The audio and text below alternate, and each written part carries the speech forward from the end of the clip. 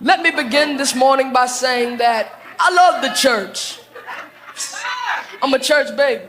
I love the songs, I love the singing, I love the shouting, the worship and the adoration.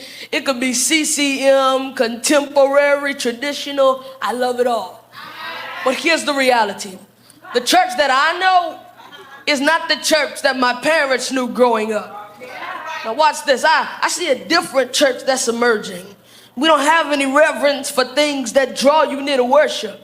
No stained glass windows, no hymnals. We don't talk in the hushed tones in the sanctuary anymore. We don't have Bibles on the back of pews anymore. How about the fact that churches don't even have pews? No communion table with the two chairs. They used to tell you don't touch it. But nowadays, churches are built like theaters and comedy clubs. Everybody got to have flat screens or huge video screens. Now, Bishop, I'm not talking about y'all.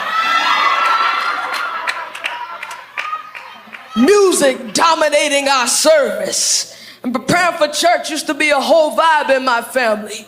You know, getting your clothes dry clean, getting haircuts, getting your hair done at the beauty salon. But now it's different. People are wearing ripped jeans to church. Their clothes are so tight, the whole praise team look like sausages. Strobe lights, you got neon lights and smoke machines. Sunday morning services have turned into American Idol, Sunday's Best, and The Voice all rolled in one. Now, you say that those things don't mean anything. But I challenge you today that we have lost something. And with every technological gain and every attraction, we have lost a little more reverence for God's church. Can I preach to you in here? Now listen, there is a difference between a thermometer and a thermostat. Fashions of the world, secular replacing the sacred. We dance in here like they do out there.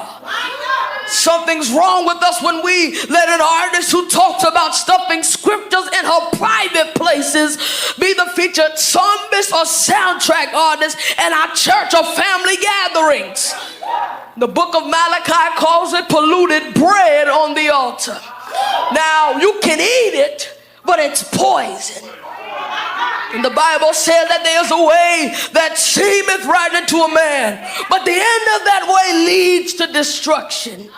And in the Old Testament, when the ark of the Lord was returning from exile, a man named Uzzah was killed because he tried to keep the ark from falling off a cart pulled by oxen. And week after week and Sunday after Sunday, we don't experience the glory in the church because the presence of the Lord is being pulled by people who live like animals, but they want to pull the cart. Now listen, we're good at performing. We're good at being hypocritical. Even the word hypocrite means actor. The problem with us is that we act just to keep people in the seats. We don't see the glory no more because we've turned to tricks to keep the people coming into the church. Now listen, I'm just a young man, but I'm noticing that this is a strange time in the church. Everybody gets offended. Nobody likes to be corrected. Nobody reads their word anymore. Preachers are repeating YouTube sermons. The Bible is not the authority in these so-called Christian churches anymore. These so-called Christians are carrying crystals. They burn sage. They manifest it. They have spirit guides. And we are creating our own theology. And in the meantime, mosques and masjids are growing because somebody really wants a standard. And you got to give it up to the Muslims. They're giving up makeup. They're giving up flashy clothing. They'll stop eating pork. They'll even take off of work for a prayer meeting. And the problem with us is the church has become so preoccupied with accommodating the sinner that we have lost our standard. And the Bible says when there is no standard, the people cast off restraint. That means that we do anything. But here's the problem. When the church aligns itself and makes alliances with the world, she loses her innocence and becomes cheap. The church is losing the power of God. She does not have any powers from within to help the people live right. And the Christian church loses its power when we depart from God and we start relying on the worldly ideas. But we've got to remember that Jesus is the high priest, and only a virgin and pure church can become his bride. James 4 verse 4 says, do you not know that friendship with the world is enmity with God? So whoever therefore wants to be a friend of the world makes himself an enemy of God. Now make no mistake about it. The church don't belong to us. The church is Jesus' bride. She is the wife of Christ. And when we admire a man and when we respect him or appreciate him and reverence him, we are careful on what we say about his wife. Listen, I was talking to my father the other day and he said, son, there are 4 things that you don't mess with when it comes to a man. A man's mother, that's the first one. A man's money, second. A man's children, and a man's wife. Now, you can't celebrate the groom and insult the bride. No, I can't hear nobody.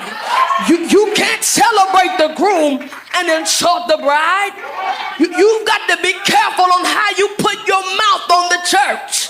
People nowadays are running along and saying that the church is this or the church is that. But the funny thing is, it's not the unbeliever or the heathen who tear down the church as much as it is the fellow Christians who dump on the church.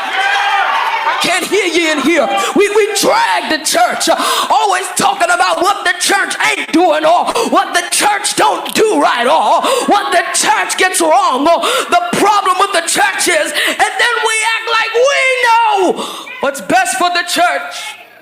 We get careless with our words and start thinking that we know how to fix the church. Now, we claim to honor Jesus, but we tag a whole lot of negativity to his bride. And it don't help when unfaithful leaders disappoint us. Now, let's be honest. Some ministries hurt us, but God is saying that the church is still mine. He said that the church is his bride. God is in the church. He didn't skip the church house for the White House, but he said, upon this rock I will build my church. And the devil is trying to sabotage the bride, trying to keep us from our appointed hour when the bride and the groom meet up in the sky. And 1 Thessalonians says, so shall we ever be with the Lord. Look at the way that he designed a man to desire a woman. The bride ought to be completely in love with her groom. She lives for her groom. She desires only her groom. He has all of her heart and attention. She waits for him.